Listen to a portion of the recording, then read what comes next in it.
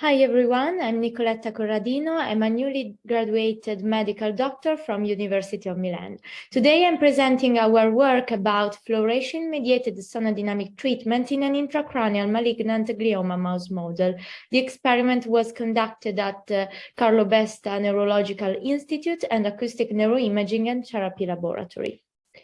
Sonodynamic therapy is an innovative treatment based on the administration of a non-toxic chemical agent which accumulates in tumoral tissue. This is called a sonosensitizer because the subsequent exposure of the target area to low-intensity focused ultrasounds triggers the sonosensitizer, which passes from a ground state to an excited state and releases energy to oxygen, starting a free radicals chain. Other mechanisms of actions involved are cavitations and pyrolysis. Everything contributes to ROS production and leads to apoptosis and necrosis of tumoral cells.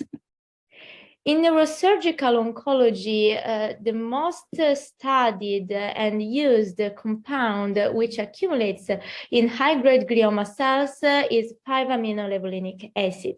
It's used in fluorescence-guided surgery, and it has been studied for sonodynamic treatment. In particular, the first important work about this was conducted on an intracranial glioma in rat by Homura. And they demonstrated that this therapy is able to reduce the tumor volume.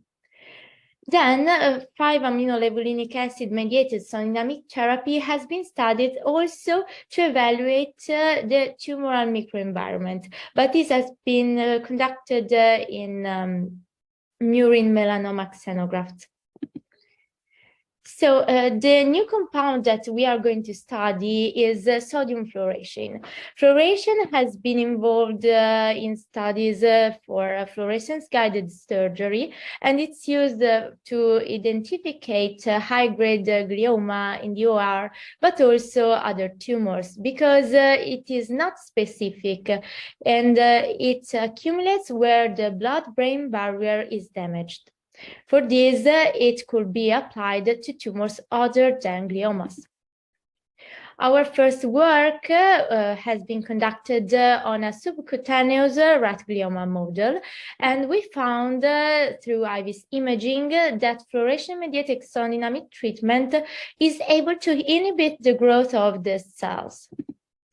Now, we want to validate fluorescein-mediated sonodynamic treatment in an orthotopic mouse model, and we want to establish the best treatment protocol. And even we want to evaluate its possible effects on the tumor microenvironment. So we used a GLT6-1 mouse glioma cell line and immune-competent 6-week-old female C57BL6N mice. We inoculated the cells intracranially using a stereotactic method into the putamen, and we divided mice into 4 groups. The first group is a control one. They received no treatment. The second one underwent only focused ultrasound. The third one was administered only with fluorescein, and the fourth group underwent fluorescein-mediated sonodynamic treatment. We used the same dose of sodium fluorescein that is approved for human applications, so 10 milligrams per kilo. And in the sonodynamic treatment group, mice underwent sonication 20 minutes after injection. As about sonication, it lasted 20 minutes with a 10% duty cycle and a single element planar transducer. Then we decided to establish a 7 Tesla magnetic resonance imaging follow-up. The first magnetic resonance scan has been conducted 7 days after inoculation to exclude complications. And then mice were randomized and underwent treatment at the 9th day. 1 mouse per group underwent imaging follow-up at 14th, 21st, and 20th day to evidence tumor growth. And at the same time point, we studied the treatment-related effects on tumor microenvironment through flow cytometer analysis.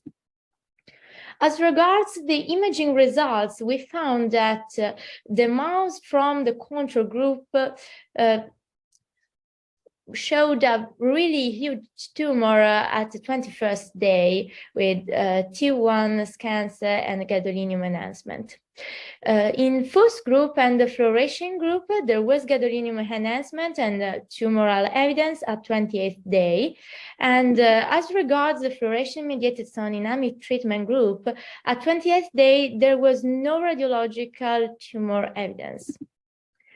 So, for the tumor microenvironment, we studied myeloid-derived suppressor cells and T lymphocytes.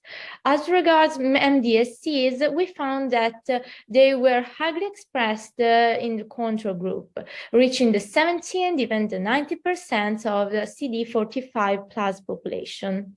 While in FUS only, Fluorescein only, and Fluorescein-Mediated Sonodynamic treatment group, their presence was much lower.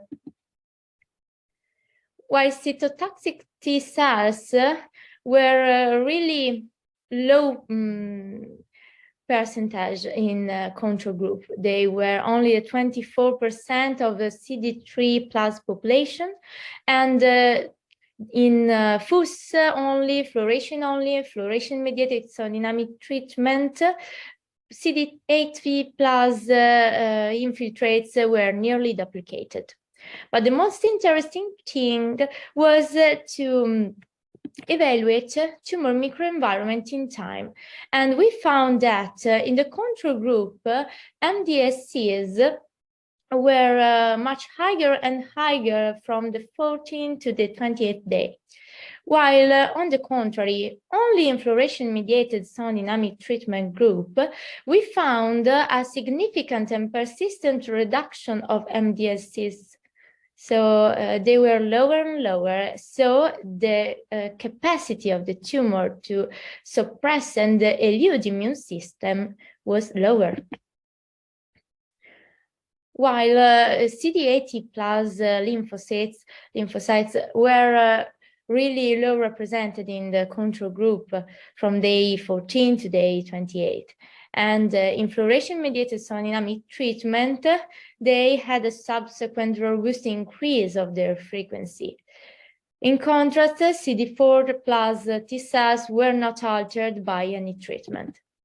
So we can conclude that with this study, we assessed the sonication parameters and fluorescein doses to conduct Fluorescein-Mediated Sonodynamic treatment in this model. And we assessed that multiple time points are necessary for flow cytometer tumor microenvironment understanding. And we know that further studies engaging numerous cohorts are needed to assess the treatment effectiveness to clarify its mechanism of action. However, in this study, we observed that this treatment is associated with macroscopical inhibitor glioma growth.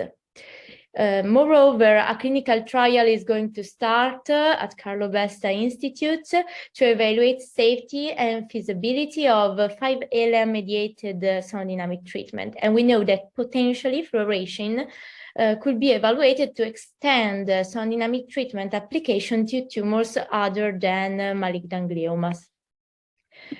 I want to thank you all for your attention, to thank the director of the Acoustic Neuroimaging and Therapy Laboratory, Francesco Prada, and all the staff of Carlo Vesta Institute.